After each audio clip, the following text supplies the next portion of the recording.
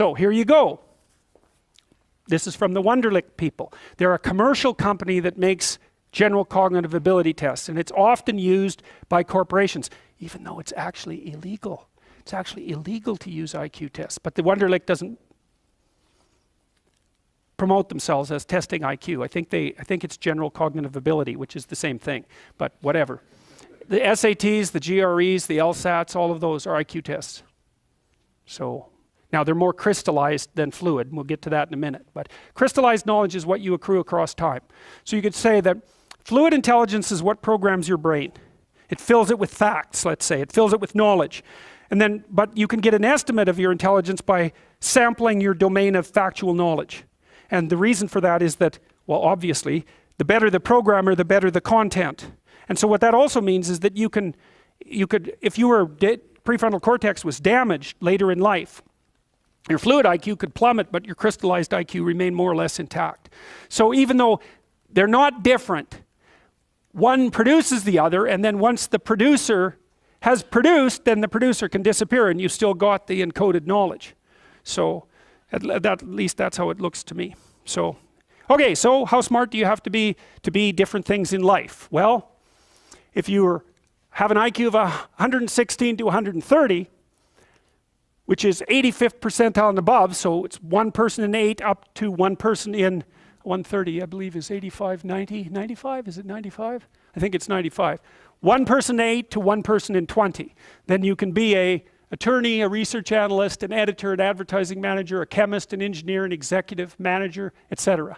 That's not the high end for IQ, by the way.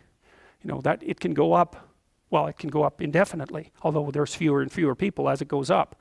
So if you want to be the best at what you're doing, bar none, then having an IQ of above 145 is a necessity, and maybe you're pushing 160 in some situations, and maybe that's making you one person in 10,000 or even one person in 100,000. And then also, to really be good at it, you probably have to be reasonably stress tolerant and also somewhat conscientious. So you know, people, when you think, well, why is it that smart people are at the top of dominance hierarchies? And the answer to that in part is because they get there first. Right? I mean, everything's a race, roughly speaking, and the faster you are, the more likely you are to be at the forefront of the pack, and intelligence in large part is speed. That's not all of it is. So if you're moving towards something difficult rapidly, the faster people are going to get there first. So IQ of 110 to 115, so that's 85th to 73rd to 85th percentile. Copywriter, accountant, manager, sales analyst, general manager, purchasing agent, registered nurse, sales account executive. If you look at universities, the smartest people are, they're above this. Who are the smartest people at university? What do you think? Mathematicians, physicists and mathematicians, right. I could tell you who's on the other end, but I won't. Yeah, I'd like to though. Anyways, okay. Going down now 103 to 108 is slightly above average, right? 60th to 70th percentile. Store manager, bookkeeper, credit clerk, lab tester, general sales, telephone sales, accounting clerk, computer operator, customer service rep, technician, clerk, typist. So you see at this level, people have some technical skill and some ability to deal with complex things. Okay, that's dead average. 100 is average. Dispatcher in a general office, police patrol officer, receptionist, cashier, general clerical, inside sales clerk, meter reader, printer, teller, data entry, electrical helper. 95th to 98. Machinist, food department manager, quality control checker, security guard, unskilled labor, maintenance, arc welder, die setter, mechanic. Good IQ range for relatively qualified tradespeople. 87 to 93. Messenger, factory production worker, assembler, food service worker, nurse's aide, warehouseman, custodian, janitor, material handler, packer. Now, what you're starting to see is that as you move down the hierarchy, the jobs get simpler. They're more likely to be assigned by other people, or they're repetitive. Because what IQ predicts to some degree is how rapidly you can learn something, but once you've learned it, it doesn't predict necessarily how well you do at it. And so the more repetitive jobs people with lower IQs are more suited to more repetitive jobs. Under 87, is there something? Well, no. Right. That's a big problem.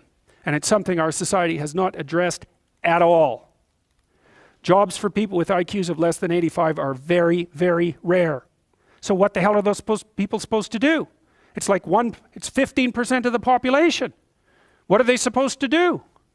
Well, we better figure it out, because one of the things that's happening too is that as the high IQ tech geeks get a hold of the world, the demand for cognitive power is increasing, not decreasing, right? You want to be a teller? Well, you know, those checkout machines, they're not so simple.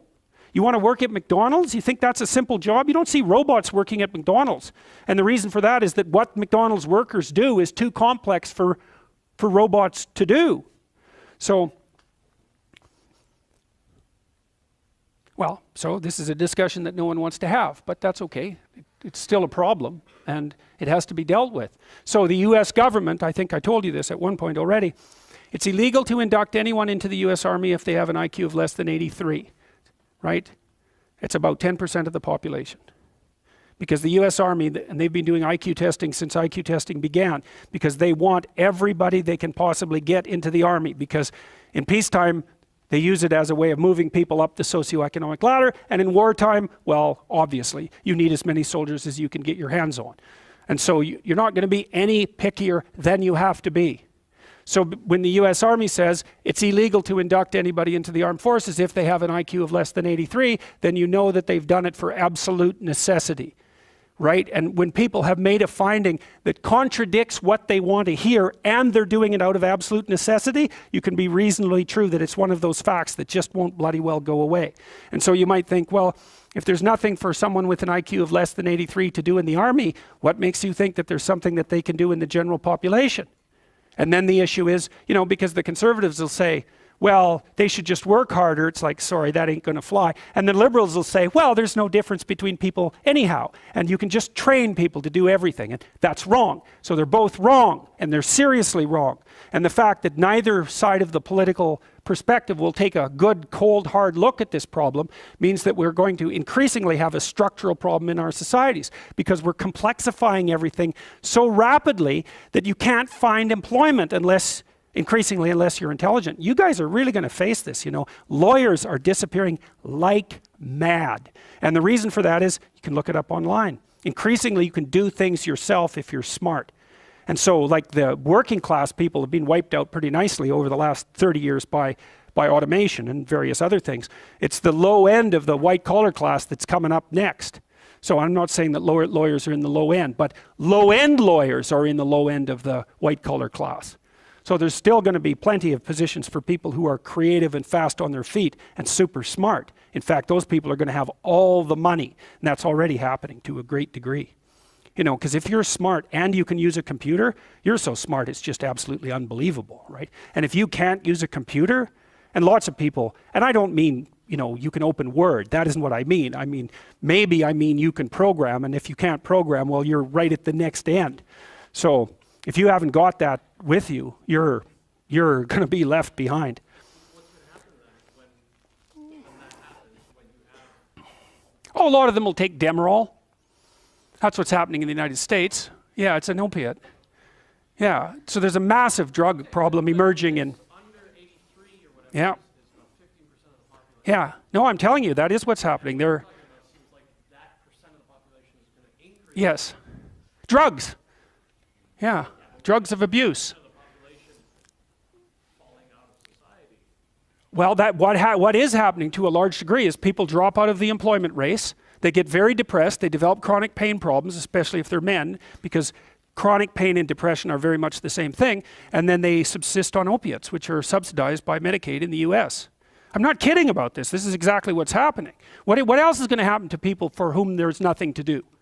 They have a terrible time, especially if they're conscientious. That's a good question. You know, the AI guys are pushing hard on this. Hey, what's the biggest employment category? Driver. Think about it. What's Tesla doing? What are all the AI guys working on as fast as they possibly can? Driverless cars. No problem, except that's the biggest employment category for men. So what are those guys going to do? Yeah, they're going to sit home and, you know, be miserable with their wives and take opiates because they have chronic pain problems. Right. nasty. And you might think, well, could they think up something else to do?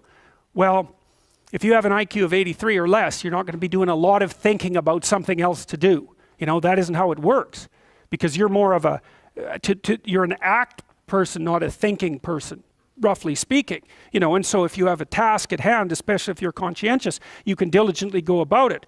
But, you know, I've tried to train people with IQs of 80 and less to do what I would consider tasks that one of you could learn to do in 10 minutes and never make a mistake again. And it's like tens of hours with bare minimum mastery of the tasks. So yeah, it's an ugly situation, no doubt about it.